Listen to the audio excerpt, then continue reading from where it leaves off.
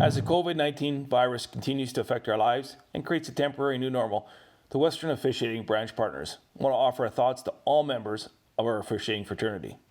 We send our best wishes to you, your family, and friends for good mental and physical health. The officiating community is built on strength, character, teamwork, and leadership. As we move through the coming weeks, we encourage you to take the life lessons we have all learned from officiating this great game of hockey and apply them outside the rink. We want every member of our extended officiating team to know they can rely on our collective character and strength to help lead family, friends, and communities through this very difficult time. It has been said, officiating draws good officials, but more importantly, good people, and that is never more evident than in times of need and crisis. Please continue to follow the advice of professional health practitioners and your federal and local authorities. We continue to look forward to getting back on the ice and reuniting with our teammates and our officiating fraternity. Welcome to this edition of the Western Officiating Branch Partnership. It's hard to believe how fast this season has gone by. As we look outside and see the grass begins to turn green, the trees begin to bud, I want to go back and look at some of the topics covered in the second series of videos produced in the partnership with the 4 Western branches. We'll see some highlights from the previous episodes and hear from our branch partners on how the season went and the benefits of our partnership.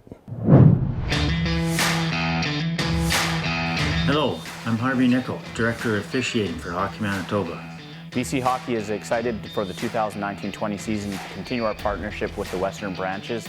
I'd like to welcome everyone back to the Western Hockey League and the 4 Western Provinces video project.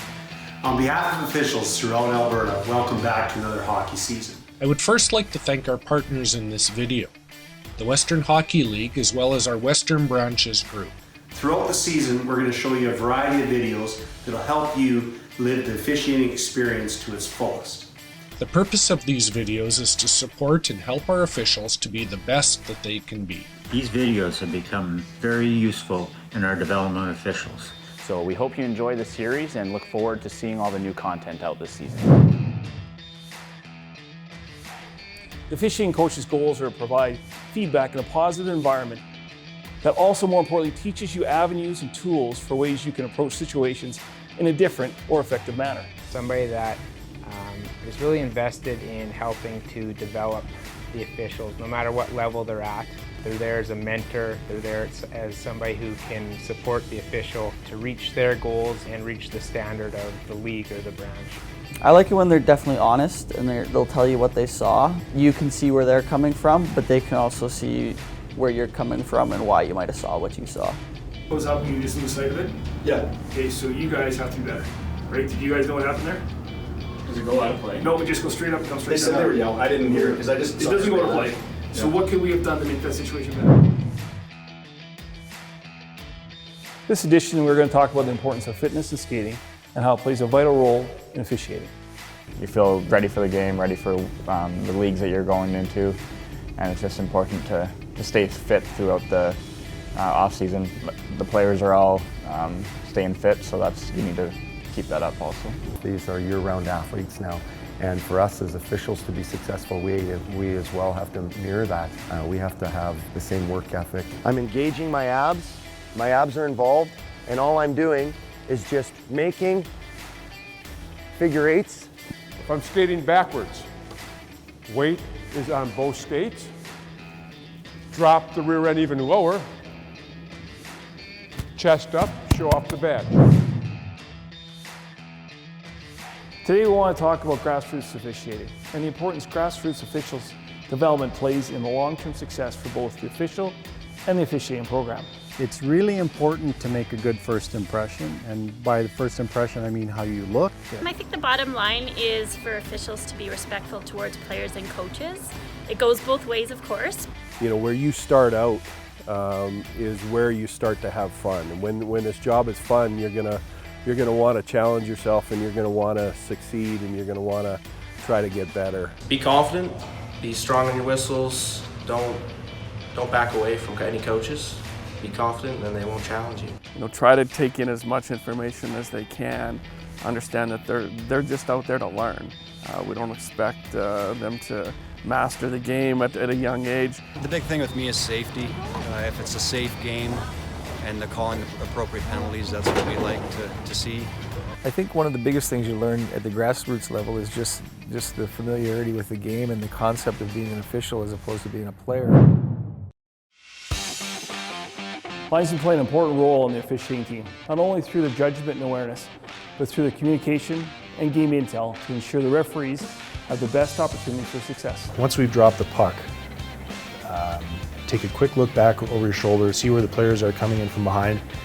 Sometimes their best position is not even moving at all. Again, the official uses focals to set up the players behind, players in front, bring the centerman in, drop the puck. We recognize early that there's an avenue to exit the zone in a safe manner. Knowing the situation and reacting accordingly. Here. Nothing.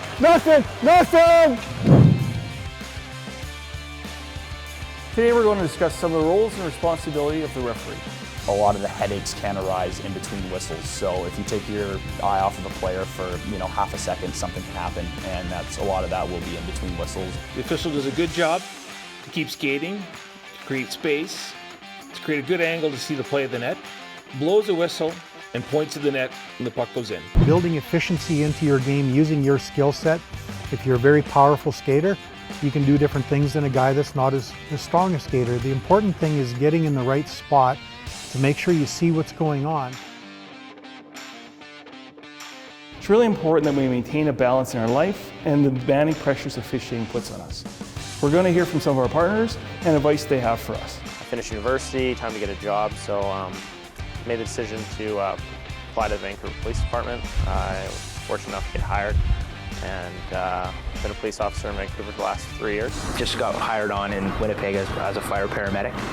This is my first year doing that now, so kind of need a job outside of reffing. Can't just be the bread maker. Started to get involved with the game, and my brother officiated. I had a good friend that wanted to get into officiating, so we started it together and just kind of took off from there. Over the course of the next 5 or 6 years, over 50% of you sitting here could have a chance to work in the Western Hockey League. The interesting part is you guys are going to decide who that 50% is. Communication for us as officials takes on many elements in relationships. We have communication with coaches and assistant coaches. We also have to be able to talk to the players and communicate with our own teammates. Communication is important because you have to be able to get along with the other participants in the game. The original hook, and then we got them for a charge for the late hit on the half wall at the whistle. Things to do to build rapport or to build that communication early would be beginning of the game to, if you don't know the coaches, to go over and introduce yourself. Between officials, I think communication is probably our biggest asset we can have. Do you see the play where Kestoic picks up the puck right there on the wall and starts skating and almost stops? Yeah. Do you think it's offside? No, I think we're good there. These nights are designed to celebrate local officials who have dedicated their time and energy into making the hockey experience better for all involved in the game. I think it helps young officials understand they're part of a larger community and that there's others that share their experiences and share the love for the game.